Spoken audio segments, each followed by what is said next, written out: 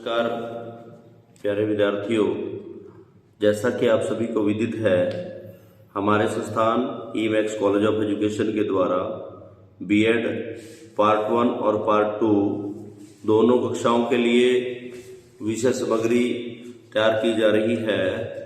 उसको हमारे channel ई-मैक्स institution के माध्यम से आप यूट्यूब पर सर्च कर सकते हो।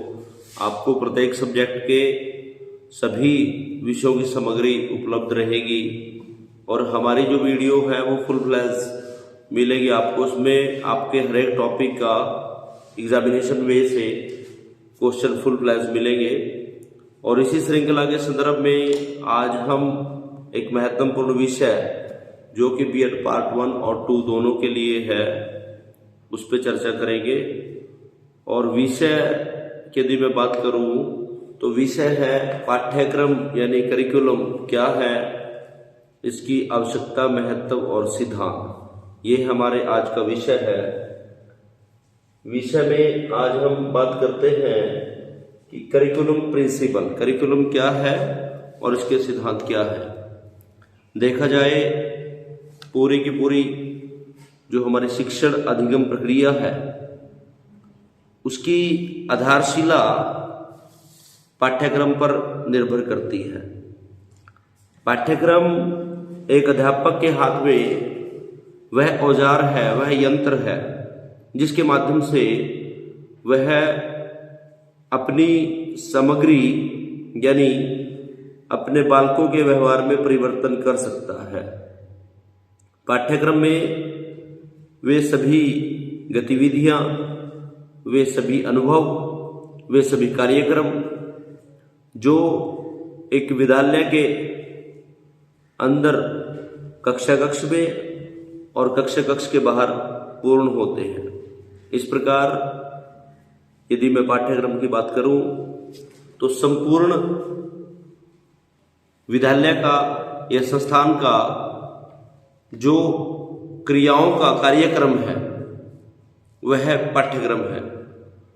पाठ्यक्रम की परिभाषा यदि हम मान के चलें, पाठ्यक्रम में वे सभी अनुभव निहित होते हैं जिनके द्वारा बालकों के व्यवहार में परिवर्तन करना संभव होता है। अब इसके अर्थ की बात करें हम, what is curriculum? Curriculum involve all the experiences, पाठ्यक्रम वो सभी अनुभवों को शामिल करता है and activities which are completed in school environment, in classroom and the outside the classroom। जैसा मैंने भी बताया कि करिकुलम क्या है। करिकुलम में वो सभी गतिविधियां, पाठ्यक्रम में वो सभी गतिविधियां जो एक विद्यालय के अंदर पूर्ण की जाती है। कौन कौन सी गतिविधियां हैं, इसमें हम दो प्रकार लेके चलते हैं गतिविधियों के। एक गतिविधि होती है शैक्षिक यानी एजुकेशनल और दूसरी है गैर शैक्षिक, गैर शैक्षिक। यानी कि एक अध्यापक कक्षा कक्ष में जो कार्य करता है, पठन से संबंधित जो कार्य करता है, कैसे पाठ्य योजना बनाए, कैसे विद्यार्थियों को पढ़ाए, इसके अलावा बाहर विद्यालय के बाहर का वातावरण जैसे पाठ्य सहगामी क्रियाएं, इसमें आपका NCC camp, social useful productivity, खेल के मैदान की गतिविधियां, प्रातःकालीन सभा और इसके साथ साथ अन्य प्रत्यक्ष व अप्रत्यक्ष अनुभव जिनको बालक जो है अपने विद्यार्थी समूह से, अध्यापकों के साथ इंटरेक्शन से और अपने मित्र मंडल से सीखता है। तो इस प्रकार संपूर्ण जो स्कूल है उसका जो कार्यक्रम है, उस क्रियाओं का, उसका जो वातावरण है वह पाठ्यक्रम है। पाठ्यक्रम या पाठ्यचर्या में वे सभी अनुभव और गतिविधियां शामिल हैं जो स्कूल के वातावरण में, कक्षा कक्ष में और कक्षा के बाहर पूर्ण होती है। एक अन्य परिभाषा, करिकुलम इज द प्लानिंग, मतलब पाठ्यक्रम वह योजना है जिसमें सभी स्कॉलिस्टिक यानी शैक्षिक एंड नॉन स्कॉलिस्टिक एक्टिविटी यानी पाठ्यक्रम में वो संपूर्ण गतिविधियां शामिल होती हैं जो शैक्षिक और गैर शैक्षिक होती हैं। जनसाधारण से यदि बात पूछी जाए कि पाठ्यक्रम क्या होता है, तो आम विचार निकल के आता है कि पढ़ने पढ़ाने की जो प्रक्रिया है वो पाठ्यक्रम है, या कक्षा में जो शिक्षण होता है वो पाठ्यक्रम है। परंतु प्यारे विद्यार्थियों, यह पाठ्यक्रम की सीमित धारणा है। यह पाठ्यक्रम का एक भाग है जिसे हम पाठ्यवस्तु या सिलेबस कहते हैं। अब यहाँ पर दोनों में अंतर की मैं बात करूं तो जब केवल और केवल ज्ञानात्मक पक्ष की बात होती है, बच्चों की एकेडमिक अचीवमेंट की बात होती है, बच्चों के विषय में निपुणता की बात होती है, कौशलों की बात होती है, तो वो पाठ्य वस्तु से संबंधित है, यानी सिलेबस से संबंधित है।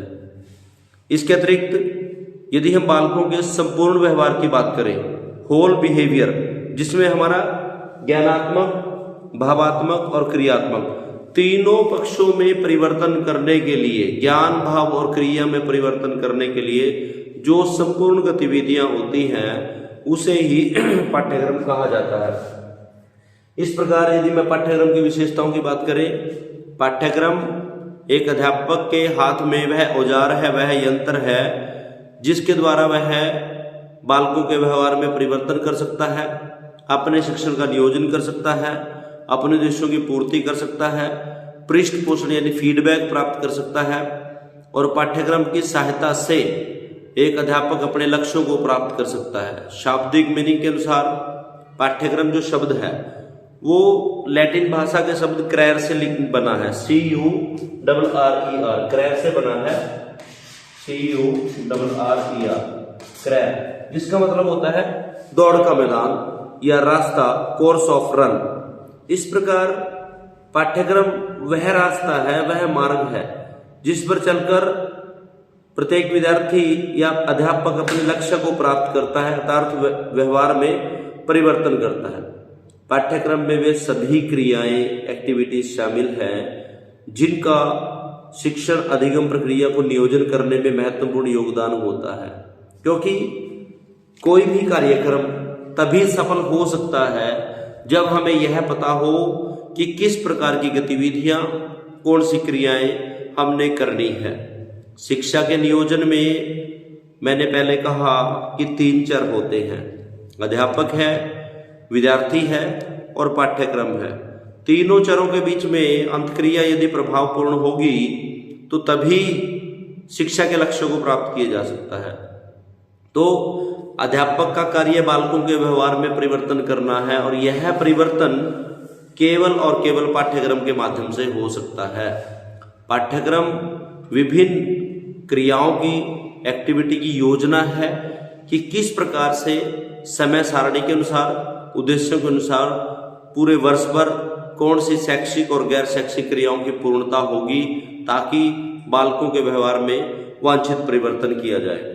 तो इस प्रकार पाठ्यक्रम की धारणा एक विस्तृत धारणा है जो कि संपूर्ण विद्यालय संस्थान के कार्यक्रम के निर्देशन को प्रदर्शित करती है, जिसमें अध्यापक का अध्यापक के साथ व्यवहार, अध्यापक का विद्यार्थियों के साथ व्यवहार और विद्यार्थियों का विद्यार्थियों के साथ व्यवहार, और इसके साथ अध्यापक और विद्यार्थियों का अन्य साधनों के साथ किस प्रकार का संबंध है, यह सभी पाठ्यक्रम के अंतर्गत आता है। एक अध्यापक का मुख्य लक्ष्य अच्छा शिक्षण और बालकों को अच्छे अनुदेशन प्रदान करना है। इस योजना को तभी सफल किया जा सकता है जब पाठ्यक्रम की संरचना और नियोजन प्रभावशाली तरीके से हो। पाठ्यक्रम में शैक्षिक और गैर शैक्षिक कि किस प्रकार से किन विषयों को किस समय पे पढ़ाया जाएगा, इसके साथ साथ कौन कौन सी क्रियाएं वर्ष भर में, नॉन एकेडमिक जिसे हम कहते हैं, खेल की क्रियाएं कब की जाएं, स्पोर्ट्स मीट कब होगी, मॉर्निंग असेंबली, प्रातःकालीन सभा, इसके साथ साथ पुस्तकालय का प्रयोग कैसे हो, इसके साथ साथ राष्ट्रीय पर्व किस प्रकार से मनाए जाए, बालकों की सहभागिता कैसे सुनिश्चित किया जाए। तो ये सारे के सारा जो प्लानिंग है, जो योजना होती है क्रियाओं की, वही पाठ्यक्रम है। अब मैं बात करता हूं कि पाठ्यक्रम की संरचना करते समय हमें किन सिद्धांतों की ओर ध्यान देना चाहिए। उसमें एक और परिभाषा है, पाठ्याचार्य यानी पाठ्यक्रम स्कूल या विश्वविद्यालय स्तर पर प्रस्तुत किए जाने वाले पाठ्यक्रमों और उनकी सामग्री का सेट है। सिंपल से वही बात है कि यह इस प्रकार की एक योजना है पाठ्यक्रम, जिसमें गतिविधियों की प्लानिंग होती है। कौन सी क्रियाएं किस समय पे की जाएंगी, शैक्षिक क्रियाएं कब होंगी और गैर शैक्षिक क्रियाएं कब होगी। तो एक सेट बनाया हुआ है, एक रूल बनाया हुआ, एक सिस्टम बनाया हुआ, एक स्ट्रक्चर बनाया हुआ है, जिसे हम पाठ्यक्रम कहते हैं। अब बात आती है पाठ्यक्रम के सिद्धांतों की। सबसे पहला जो सिद्धांत है उसे कहते हैं चाइल्ड सेंटर्ड, यानी बाल केंद्रिता का सिद्धांत। पाठ्यक्रम की संरचना या उसका निर्माण करना एक कठिन कार्य है। क्यों कठिन कार्य है? क्योंकि परिस्थितियां परिवर्तन होने के साथ साथ व्यवहार में परिवर्तन होता है, और जिस प्रकार की परिस्थितियां, सिचुएशन, इन्वायरमेंट होता है, उसी प्रकार का पाठ्यक्रम जो है निर्धारित किया जाता है। तो सबसे पहले हमें देखना पड़ेगा कि बालकों को ध्यान में रखना पड़ेगा। पाठ्यक्रम का जो सेंट्रल पॉइंट है, केंद्र बिंदु है, केंद्र बिंदु क्या है पाठ्यक्रम का? वो है बालक, यानी विद्यार्थी। तो सारी की सारी जो क्रियाएं हैं, जो एक्टिविटी है, चाहे वो शैक्षिक है चाहे वो गैर शैक्षिक है, इन सभी का उद्देश्य बालक से है। मैंने बताया शिक्षण के 3 चरण हैं, अध्यापक है, विद्यार्थी है और पाठ्यक्रम है। इन तीनों के बीच में इंटरेक्शन होगी तो तभी इसका काम है अनुदेशन देना, और किसके लिए देना? इसके लिए देना। और वो अनुदेशन यानी इंस्ट्रक्शन किस प्रकार से होंगे? तो वो अनुदेशन जो है पाठ्यक्रम के द्वारा निर्धारित किए जाएंगे कि किस प्रकार से हमारी जो है शिक्षण प्रक्रिया जारी रहेगी। तो पाठ्यक्रम के लिए निर्माण करने जा रहे हैं तो उसका केंद्र बिंदु बालक है, विद्यार्थी है। सबसे पहले विद्यार्थी की रुचियों के, इंटरेस्ट के, व्यवहार के अनुसार हम जो है पाठ्यक्रम की गतिविधियां और उसकी विषय वस्तु का चुनाव करते हैं। दूसरा फैक्टर है, या दूसरा जो सिद्धांत है, मनोवैज्ञानिकता का सिद्धांत, फैक्टर ऑफ साइकोलॉजी या साइकोलॉजिकल फैक्टर।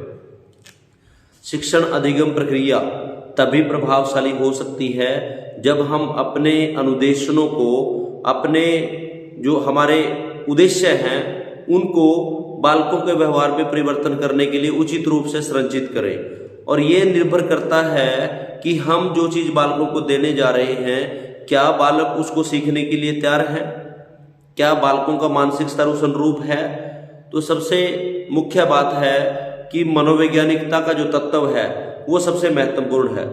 मनोवैज्ञानिकता के तत्व में बालकों का इंटरेस्ट किस प्रकार का है, उनकी मानसिक बुद्धि का स्तर क्या है, उनकी रुचियां किस प्रकार की है, इन सभी फैक्टरों का अध्ययन करके हम जो है पाठ्यक्रम की संरचना करते हैं। यदि इन फैक्टरों को ध्यान में नहीं रखा जाता तो एक प्रभावशाली पाठ्यक्रम भी निष्क्रिय हो जाता है, क्योंकि हमारा जो मेन मोटिव है व्यवहारों से अध्ययन करना है, व्यवहारों से जुड़ के हमने उनको कुछ सिखाना है बालकों का। वो आप तभी सिखा सकते हो यदि आपको बालकों की मानसिक शक्ति, बौद्धिक क्षमताओं, उनके व्यवहारों, रुचियों, सृजनात्मकता अर्थात साइकोलॉजिकल फैक्टर्स की यदि आपको नॉलेज होगी, तभी जो है पाठ्यक्रम प्रभावशाली होगा। तो पाठ्यक्रम की संरचना या निर्माण करते समय साइकोलॉजिकल फैक्टर्स को ध्यान में रखा जाए। तीसरा है सोशोलॉजिकल यानी सामाजिकता का सिद्धांत। सामाजिकता के सिद्धांत से अभिप्राय ये है कि पाठ्यक्रम वही उपयोगी है जो स्कूल और समुदाय दोनों के बीच में सकारात्मक संबंध स्थापित करे। वर्तमान समय में होता क्या है कि हम अच्छे शिक्षण की ओर बढ़ जाते हैं, बच्चे अच्छे मार्क्स ले जाते हैं, लेकिन अच्छे मार्क्स लेने के पश्चात, डिग्री प्राप्त करने के पश्चात, उच्च शिक्षा प्राप्त करने के पश्चात वो समाज में समायोजित नहीं हो पाते। तो इसकी विडंबना ये है कि शिक्षा और समाज में कोई संबंध नहीं रहा। यदि बच्चे को शिक्षा, स्कूल और संस्थाओं का समाज के साथ संबंध हो तो पाठ्यक्रम का निर्माण करते समय ये बातें भी हमने ध्यान में रखनी पड़ेगी कि पाठ्यक्रम यदि हम बनाने जा रहे हैं तो हमारी सामाजिक संरचना, सोशल स्ट्रक्चर किस प्रकार का है, कितने वर्ग हैं, कितने क्लास है, जातियां कैसी है, परंपराएं क्या है, हमारी संस्कृति क्या है। तो सारे का सारा सोशल इन्वायरमेंट ऑब्जर्व करने के बाद, उसका निरीक्षण करने के बाद, सामाजिक ढांचे की संरचना देखने के बाद ही हम जो है पाठ्यक्रम की संरचना करते हैं, और वो सारे के सारे सोशल फैक्टर को पाठ्यक्रम के अंदर शामिल किया जाता है। नेक्स्ट फैक्टर है सामाजिकता का सिद्धांत, वैज्ञानिकता का सिद्धांत, द प्रिंसिपल ऑफ साइंटिफिक। क्योंकि पाठ्यक्रम का निर्माण जब किया जाता है तो उसमें बहुत सारी वैज्ञानिक धारणाओं को, प्रैक्टिकल वर्क को ध्यान में रखा जाता है। पाठ्यक्रम वही उपयोगी होता है जो साइंटिफिक होता है, प्रैक्टिकल होता है, फैक्ट बेस्ड होता है। क्योंकि जो पाठ्यक्रम में हम ऐसी क्रियाएं डालें जो वैज्ञानिक हो, साइंटिफिक हो, जिनके द्वारा बालकों के अंदर कारण और प्रभाव का अध्ययन, स्वयं कुछ करने का अध्ययन, अंधविश्वासों को दूर करना, सत्यता को पहचानना, तो पाठ्यक्रम की रचना करते समय साइंटिफिक फैक्टर्स को भी हम जो है ध्यान में रखते हैं। नेक्स्ट सिद्धांत है फ्लेक्सिबिलिटी। पाठ्यक्रम जो है वो कठोर ना हो, उसमें लचीलापन हो, फ्लेक्सिबिलिटी हो। जैसे जैसे सिचुएशन चेंज होती है, जैसे जैसे परिस्थितियां बदलती हैं, नया युग की जैसे आगमन होता है, आधुनिकीकरण की बात करें, वैश्वीकरण की बात करें, या वर्तमान समय में डिजिटलाइजेशन आजकल हो रहा है, जिसे औद्योगिकरण, तकनीकीकरण भी कहते हैं। तो जैसे ही सामाजिक ढांचे, सामाजिक संरचना में परिवर्तन हो, तो उसी प्रकार पाठ्यक्रम में भी परिवर्तन संभव हो। तो पाठ्यक्रम में लचीलेपन का अभिप्राय ये है कि परिस्थितियों के अनुसार पाठ्यक्रम में परिवर्तन करना आसान होना चाहिए। पाठ्यक्रम फ्लेक्सिबल हो, सिचुएशन के अकॉर्डिंग उसको परिवर्तन किया जाए। नेक्स्ट प्रिंसिपल है यूटिलिटी, उपयोगिता। पाठ्यक्रम वही प्रभावपूर्ण होता है जिस पाठ्यक्रम की क्रियाएं उपयोगी हों, अर्थात वो बालकों के व्यवहार में सकारात्मक परिवर्तन करे, उनके कौशलों का विकास करे, उन्हें सीखने के लिए प्रेरित करे। तो पाठ्यक्रम की उपयोगिता देखी जाती है कि पाठ्यक्रम जो हम फ्रेम कर रहे हैं वो कितना उपयोगी है, उसका कितना बेनिफिट है, बालकों के व्यवहार में जो पाठ्यक्रम की संरचना की है उससे कौन कौन से परिवर्तन आएंगे, तो पाठ्यक्रम कितना उपयोगी है, ये भी इसका सिद्धांत है।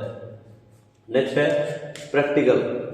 इस चीज पे बड़ा फोकस है। हमारी जो शिक्षण अधिगम प्रक्रिया है, हमारी जो शिक्षा पद्धति है, उसमें प्राचीन समय से ही सैद्धांतिक सिद्धांतों की ओर कार्य किया जा रहा है, परंतु वर्तमान समय की आवश्यकता है कि पाठ्यक्रम व्यवहारिक हो, प्रैक्टिकल हो। बालक जो है सिद्धांत की अपेक्षा व्यवहार और प्रयोग पे कार्य करे। पाठ्यक्रम में ऐसी क्रियाओं का आयोजन और नियोजन किया जाना चाहिए जिससे व्यवहारिकता आए, बच्चे स्वयं करके सीखे। तो पाठ्यक्रम में ऐसी क्रियाओं का नियोजन भी करना चाहिए। नेक्स्ट है कोरिलेशन, यानी समन्वय। पाठ्यक्रम ऐसा हो जो विभिन्न विषयों और विभिन्न संस्थाओं के बीच में सामंजस्य स्थापित करे, विभिन्न क्रियाओं के बीच में एडजस्टमेंट करे, कोरिलेशन करे। एक विषय का दूसरे विषय के साथ संबंध हो, दोनों के बीच में क्या संबंध है, दोनों का क्या महत्व है। इसके साथ साथ स्कूल की जो क्रियाएं हैं, स्कूल और समुदाय के बीच में संबंध स्थापित करे। तो पाठ्यक्रम के जब निर्माण करें तो वो पाठ्यक्रम जो है समन्वयता के सिद्धांत पर निर्धारित होना चाहिए। नेक्स्ट है फिलोसफिकल। फिलोसफी यानी दर्शन क्या होता है? एक ऐसी विचारधारा है जो समाज को दिशा प्रदान करती है। दार्शनिक तत्वों के अंतर्गत मैं बात करूं तो इसमें कुछ भारतीय विचारक आ सकते हैं और कुछ पाश्चिमिक दार्शनिकों की बात हो सकती है। दर्शन के विभिन्न स्कूल हैं जिन्होंने दर्शन के बारे में अलग अलग विचार प्रस्तुत किए। दर्शन का अर्थ है ऐसी विचारधारा जो इस पूरे संसार के, पूरे ब्रह्मांड की रचना के बारे में, ज्ञान के बारे में और उसके स्रोतों के बारे में बताती है कि सत्यता क्या है, अल्टीमेट रियलिटी क्या है, इस वर्ल्ड का बेस क्या है। तो जो दार्शनिक का तत्व है वो भी पाठ्यक्रम निर्माण करते समय ध्यान में रखना चाहिए कि किस प्रकार की विचारधारा, कौन से दार्शनिक चिंतक, किस दर्शन की फिलॉसफी पर उस समाज में, उस राष्ट्र में काम हो रहा है, उन फैक्टरों को भी हम पाठ्यक्रम में स्थान देते हैं या देना चाहिए। जैसा कि आप देखते हो कि छोटी कक्षा से लेकर बड़ी कक्षा तक विभिन्न जो दार्शनिक है उनकी जीवनियां, उनके द्वारा किए गए कार्य, उनको हम अपने पाठ्यक्रम में शामिल करते हैं। इसके अलावा उनके व्यवहार की जो क्रियाएं हैं उनको पाठ्यक्रम में शामिल करते हैं। तो इस प्रकार पाठ्यक्रम की संरचना करते समय दार्शनिक फैक्टर्स को भी ध्यान में रखा जाता है, फिलोसॉफिकल फैक्टर्स को। और लास्ट है इकोनॉमिक फैक्टर यानी आर्थिक कारक। किसी भी देश की अर्थव्यवस्था कैसे काम कर रही है, उत्पादन के साधन क्या है, विनिमय के साधन क्या है, कहाँ से धन आ रहा है, कहाँ पर जा रहा है, एक देश की आर्थिक परिस्थिति, इकोनॉमिक कंडीशंस कैसी है, वो विकसित देश है, अनविकसित देश है, तो सारे के सारे इकोनॉमिक फैक्टर्स को भी करिकुलम कंस्ट्रक्शन के समय ध्यान में रखना चाहिए। तो प्यारे विद्यार्थियों, ये सारे के सारे सिद्धांत इसी क्रम में हमने याद रखने हैं और मैंने इनकी आपको व्याख्या बता दी है। नेक्स्ट हमारा है अब पाठ्यक्रम का क्या फायदा है, क्या महत्व है, यानी पाठ्यक्रम की क्या उपयोगिता है। जैसा कि मैं पहले बता चुका हूं कि पाठ्यक्रम उसी प्रकार से है जैसे घर में सामान है, रसोई कोई घर में गृहिणी खाना बना रही है, रसोई में सामान भी है और गृहिणी भी है, लेकिन उसको जो अन्य क्रियाएं हैं, बनाना है, किस प्रकार बनाना है, वो सारी की सारी योजना यदि उसके पास नहीं है तो खाना नहीं बन सकता। और उसमें भी प्रभावशाली खाने की, इफेक्टिव या टेस्टी खाने की बात करें, उसी प्रकार से कक्ष में यदि एक अध्यापक बालकों के व्यवहार में सकारात्मक यानी पॉजिटिव चेंज लेके आना चाहता है या अपने उद्देश्यों की पूर्ति करना चाहता है या कक्ष की समस्याओं का समाधान करना चाहता है, तो इन सारे के सारे उद्देश्यों की प्राप्ति के लिए अध्यापक को पाठ्यक्रम की आवश्यकता होती है। अब इसके अंतर्गत मैं बात करता हूं, सबसे पहले पाठ्यक्रम का क्या फायदा है, शैक्षिक उद्देश्यों की प्राप्ति। और ये उद्देश्य मैंने पहले बताया 3 प्रकार के हैं, ज्ञानात्मक, भावात्मक और क्रियात्मक। ये हमारे एजुकेशनल ऑब्जेक्टिव्स हैं और इन ऑब्जेक्टिव्स की उपलब्धि पाठ्यक्रम के द्वारा ही संभव है। एक अध्यापक का मुख्य उद्देश्य बालकों के व्यवहार में परिवर्तन करना है और वो परिवर्तन ज्ञान, भाव और क्रिया में करना है। ये परिवर्तन तभी संभव है यदि अध्यापक के पास अच्छा पाठ्यक्रम है, अच्छी शिक्षण योजना है। उसके बाद विद्यार्थियों के व्यवहार का विश्लेषण।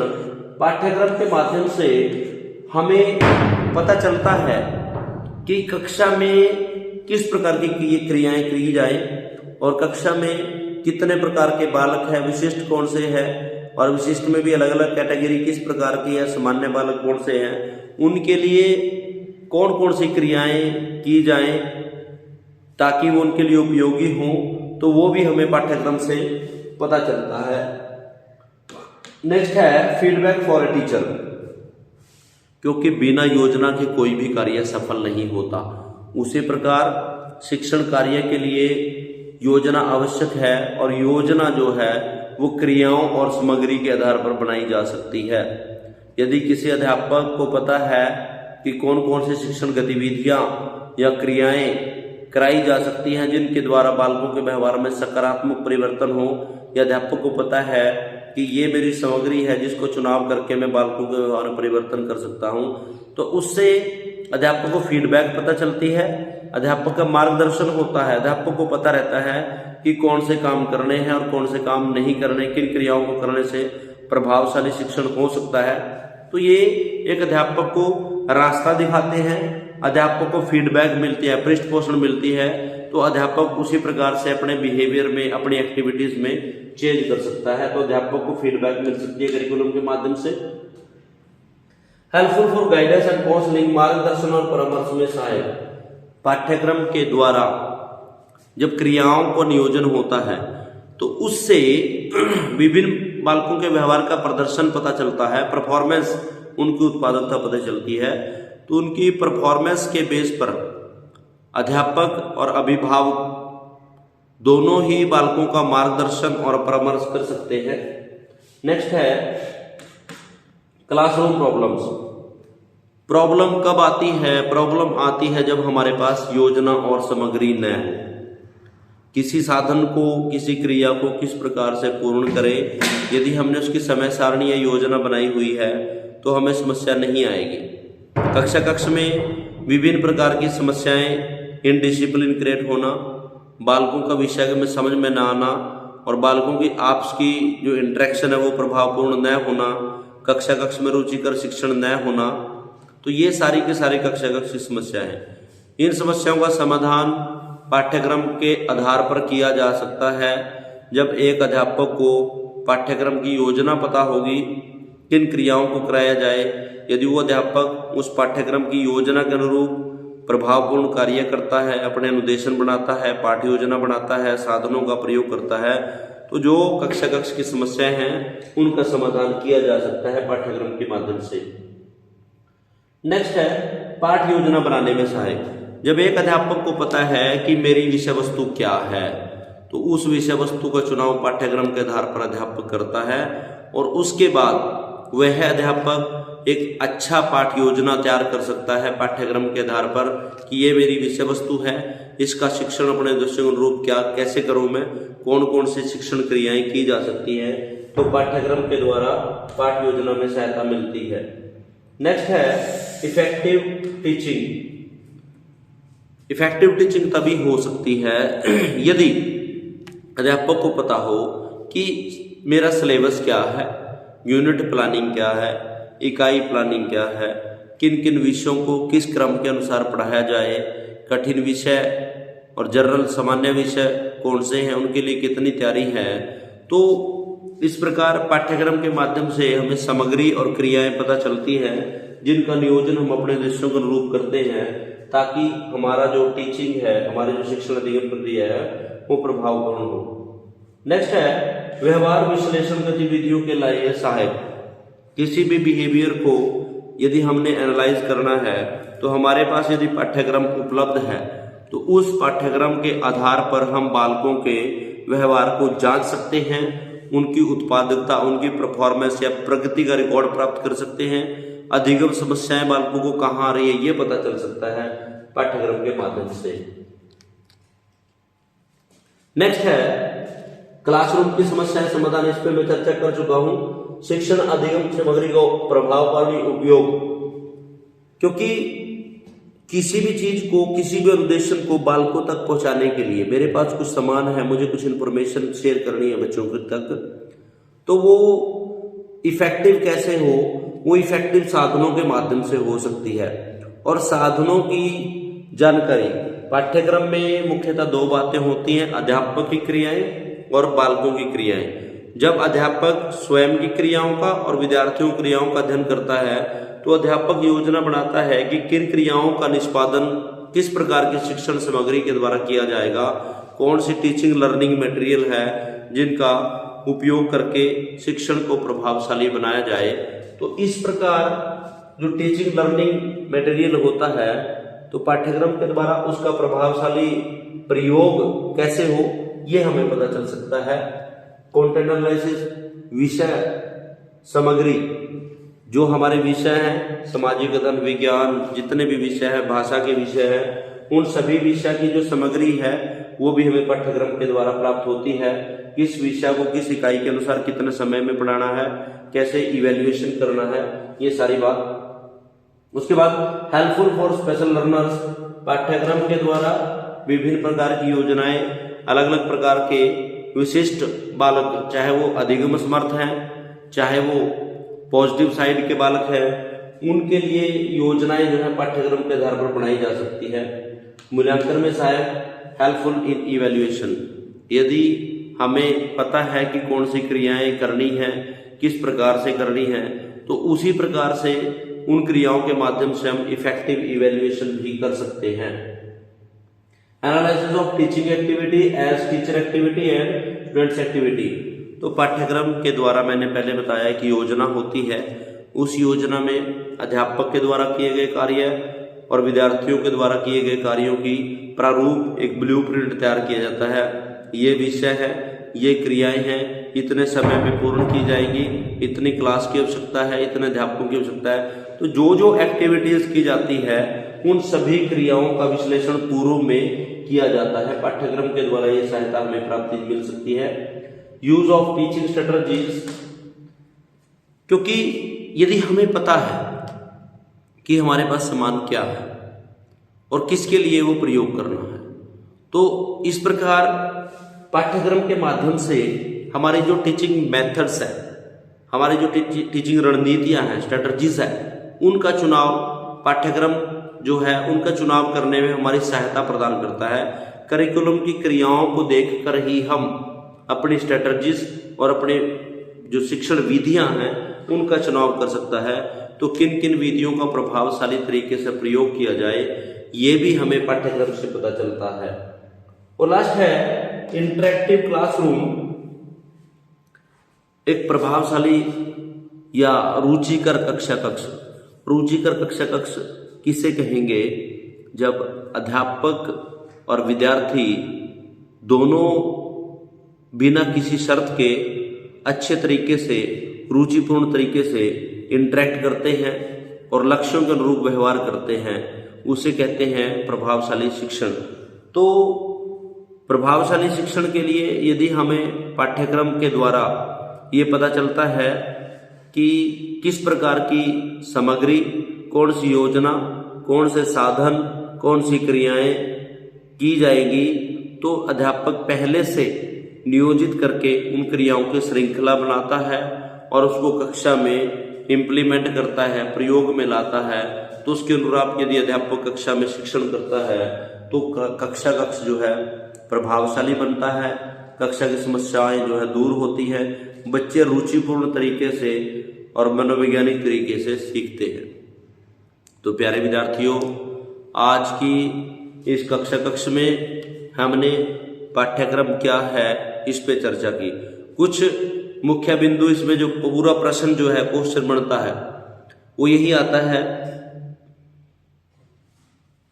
ऐसे तो हो गया कंप्लीट।